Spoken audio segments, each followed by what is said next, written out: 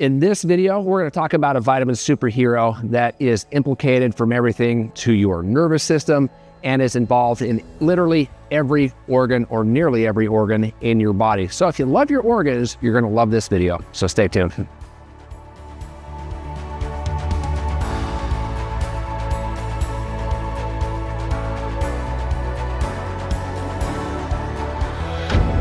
Welcome back to the You Are What You Eat series. This is one of my favorite series because we're really talking about this basic fundamental principle of life, and that is we are what we eat. And today is no exception. We're talking about vitamin A. This is a fat-soluble vitamin that is implicated in so many vital and necessary physiological functions that makes you a human being, that gives you energy, that gives you a zest for life. These little vitamins and minerals, we take them for granted in the 21st century. We just expect that we're going to get them, right? We don't think a lot about, deficiencies or toxicities or any of the things that we really had to worry about in the past. But my message in this series, before we jump in, is that the way that we obtain these vitamins, we can get it from an optimal source or we can get it from a very suboptimal source. Now, if we get it from the suboptimal source, true, and a standard dietary textbook would say that we could get some of these vitamins, for example, from like a very highly processed or fortified breakfast cereal. And matter of fact, going to college, it used to drive me crazy. All the time I'd hear my professor say, breakfast cereals, fortification, enriched, this. I'm like, and even then, in my very limited knowledge, I would sit there and think to myself, that just doesn't sound right. Like, this is not how Mother Nature intended it.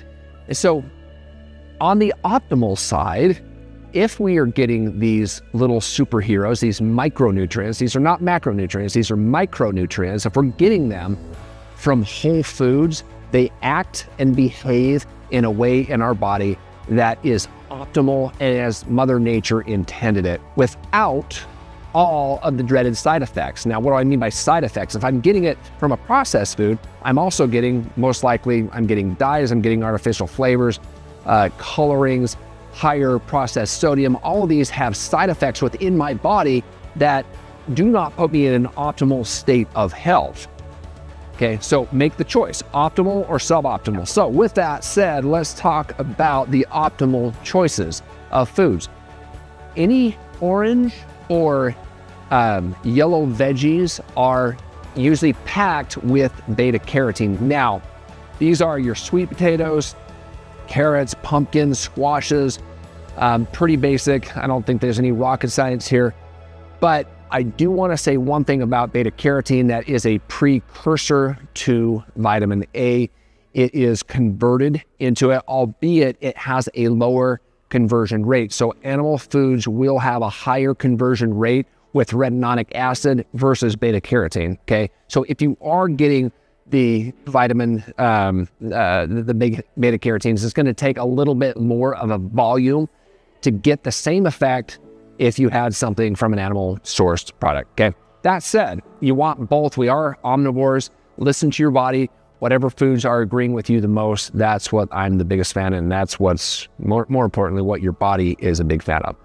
Next up, we have the dark leafy greens. These are little powerhouses. Man, they've got the vitamin C, they've got the B vitamins, they've got the vitamin A. Again, it's the beta carotene to be sure, but green leafies are amazing. Now let's go into the animal sources. First up, no throwing up here. Organ meats, okay? Organ meats are the absolute undisputed king when it comes to preformed retinoic acid that your body can easily absorb. There's really no debate about this. They are nature's multivitamin, and vitamin A is right there on the front lines. Matter of fact, there has been some studies with like beef liver and others where they show that too much vitamin A, or it can yield too much vitamin A and lead to toxicity. That's not gonna happen if you're eating just a little bit of it per week, just a couple ounces per week and you're good. Again, vitamin A is fat soluble, doesn't mean you have to have it every day. Your body can store it and use it when it needs, okay? Eggs are next up. These little gems, these powerhouses, man, eggs are almost Mother Nature's perfect little packet of joy. These things are balanced with so many ratios. I know we're talking about vitamin A, but like a zinc to copper ratio, it has a good phosphorus ratio. It's amazing how an egg properly sourced, I should say, like a pasteurized egg, not pasteurized, pasture raised, let me get that right.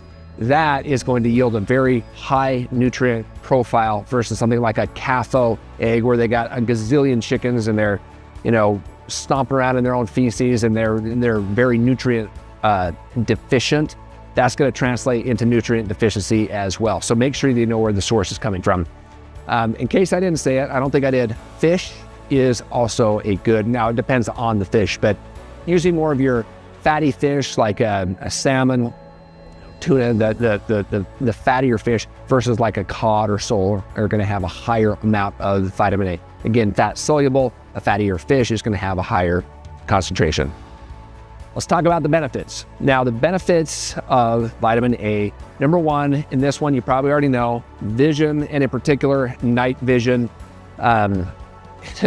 This one is so fundamentally, I remember learning about how it actually interacts in the eyes, and it kind of blew me away. How many molecules that vitamin A compound assists and or directly facilitates in the human eye. Very, very cool stuff, at least for me. Hope it is for you too.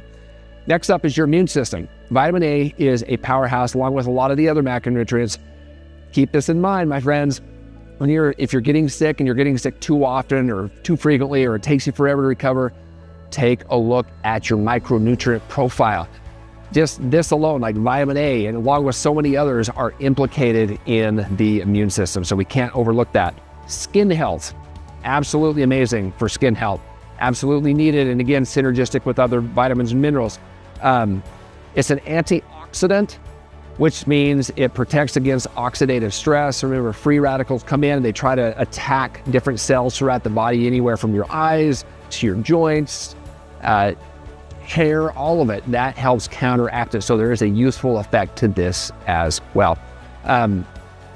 It's also vital for reproduction, right? Making sure that a fetus and growth, especially in those early stages, vitamin A is absolutely essential. And you see a lot of the growth reductions or any kind of retardations in growth that is directly linked to a vitamin A deficiency.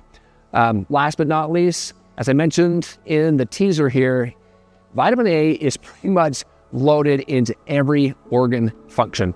You don't have vitamin A, you don't have optimal organ function. So your liver, your spleen, your heart, your brain, if you value those, you need to have the vitamin A, okay? So let's look at, to finish this out, some deficiency symptoms. First and foremost is gonna be that night blindness. So if you have at night some blurriness, or if you have a hard time focusing in, suspect a lower amount of vitamin A saturation in those fatty tissues. We gotta correct that. Eye dryness and pretty much eye problems in general are going to be implicated in a vitamin A deficiency. Skin problems, especially like dry, scaly skin, that is very much a precursor, not a precursor, a result of a low amount of vitamin A. And again, I will say on this one, to have a little bit of that animal source in there will help with the skin problems, in particular above and beyond the beta carotene, okay? Next up is lowered immune system function, which leads to increased infections. So if you're having that, suspect it, as I'm not going to beat that horse again. And last but not least, stunted growth. And there has been studies where they're showing epidemiological studies where kids are not growing as much, and when they measure for vitamin A, there is a corresponding decline in their vitamin A. Make sure our little ones are getting enough vitamin A. I hope today's video was helpful. I hope that you are not only learning about this from these videos, but you're like, okay, tracking your food, finding where these little deficits are, and then making the course corrections as necessary. If you have any questions, please leave them in the comments. And if I can help you along your fitness journey, please let me know. Click on the 15-minute free discovery call, and during that call, we will see where you're at on your fitness journey, see if I can help. If not, I will point you in the right direction. Super low chill and no pressure. And other than that, I will see you in the next video. Thanks for watching, and remember, life is good. Take care.